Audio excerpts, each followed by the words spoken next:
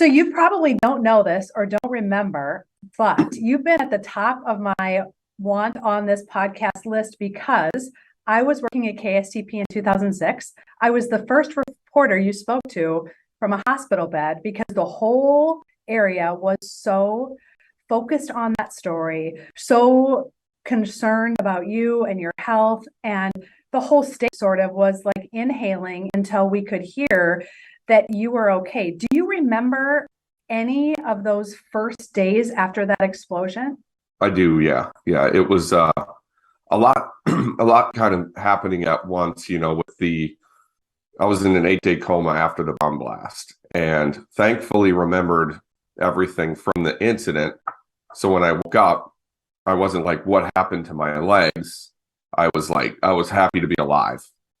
And I was inundated with phone calls and interview requests and people just checking on me to see how I was doing. Guys from in Iraq that were in my unit checking on me because the information they were getting was sketchy. They didn't know. They had heard that I had died. They had heard that I was going to be fine. They'd heard all kinds of stuff it was a wild couple days, initially at first with reality setting in and everything. Yeah.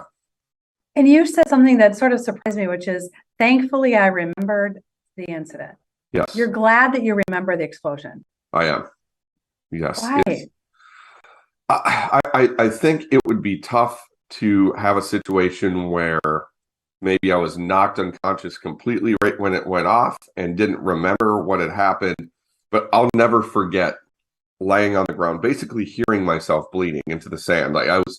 My left leg was gone. It was connected, but it was not going to be saved. And I knew that. My right leg below the knee looked like I stuck in a wood chipper and was bleeding a ton. So I was pretty sure at that moment that my life was going to end right there off of that road in Iraq. And so all of that, remembering feeling myself get cold, knowing that I was circling the drain, that I probably was not going to survive.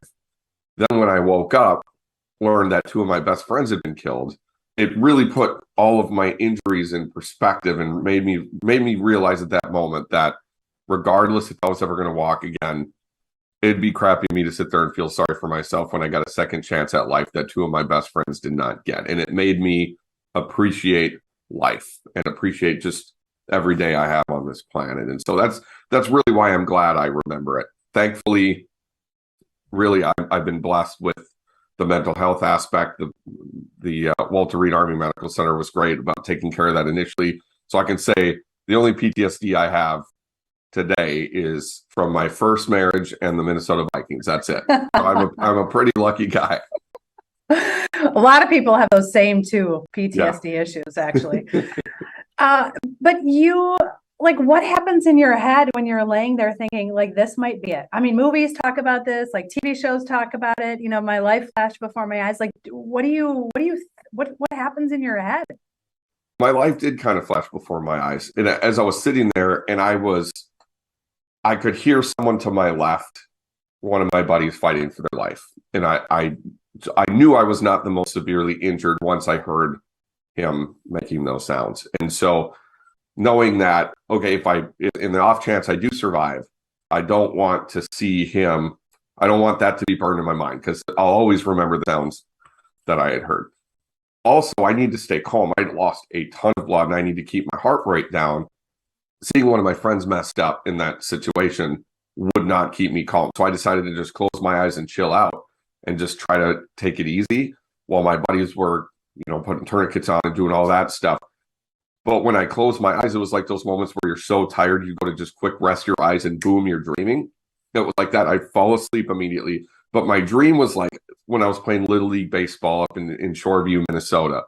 I wasn't a star or anything like that. And I enjoyed it, but I wouldn't say Little League was the highlight of my life.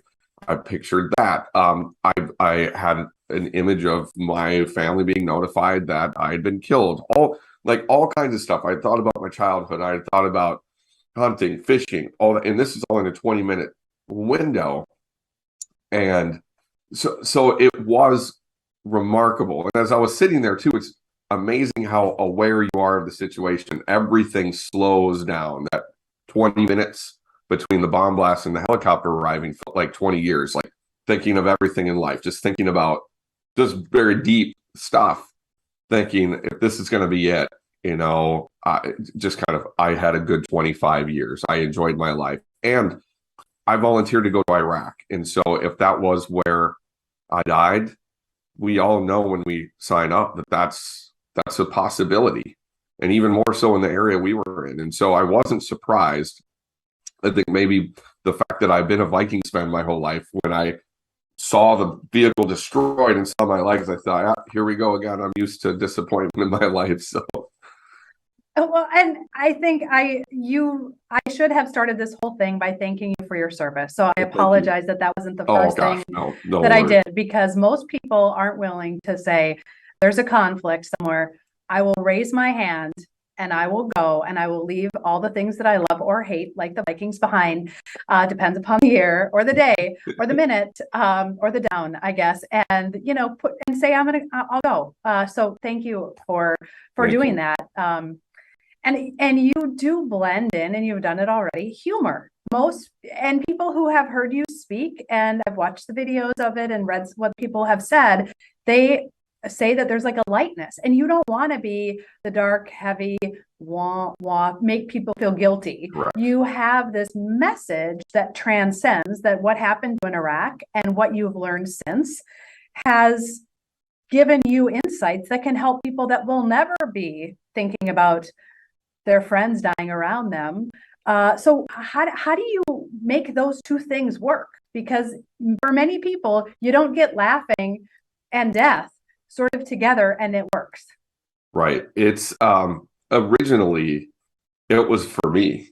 I'd never been a public speaker. So when Jim Cosmo met me, they asked me to speak at a fundraiser for Boy Scouts and just talk about what happened to me in Iraq and just my mindset, my attitude, and how I overcame it, and just sort of sharing it to try to inspire the audience. I told the story, and of course it wasn't comfortable to talk about, especially because it was so new. But all the emotion, I mean, two of my best friends died in the blast, guys that I was responsible for to bring home. And so there's really no way to ever get over that or come to grips with that. And so in telling it, because every day I wake up, I'm still like, did this really happen? Because it is so crazy. And then to see where life is today, how it's all worked out is crazy. But all of that at first, especially, was kind of overwhelming. And so I knew that by sharing my story, I could positively impact people and teach them the things that I've learned without them having to go through what I did.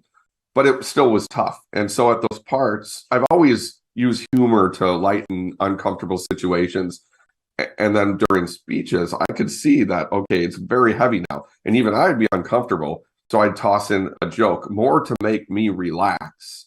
And then I'd see that the audience then kind of had a sigh of relief and they'd laugh and relax too. I thought maybe we're onto something here, because if I just told the story, yes, it's impactful. And again, like I said, it's crazy that I went through it.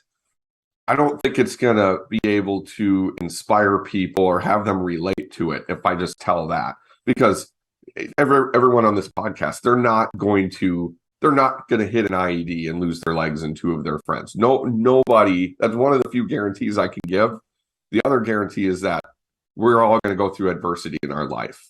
It doesn't matter what type of, and I don't want people to say, have an awful day at work, or let's say they got laid off. They weren't meeting their sales goals or whatever it was. Have that happen and say, well, at least I have two legs. At least I didn't get blown up in Iraq. No, I want people to be able to look at whatever adversity they're going through and focus on the point that having a positive attitude and a sense of humor, if it got me through what it got me through, then absolutely it can get anybody through anything. And that's really what I try to teach, is just how I went through it. And there's no one size fits all. It's not going to work for everyone, but maybe they can take bits and pieces of what I've been through and how I got through it and apply that to their day-to-day life and maybe have a different perspective. And so that's kind of where I'm at with the humor thing too. And that's, I think, what afterwards people came back, they're like, I felt guilty laughing. And I'm like, that's all right. But they see me up there telling it. I'm the one that went through it. So they're like, well, if he thinks it's funny or if he jokes about it, then I suppose we can chuckle a bit too. And it allows them to let their guard down and be inspired by the story.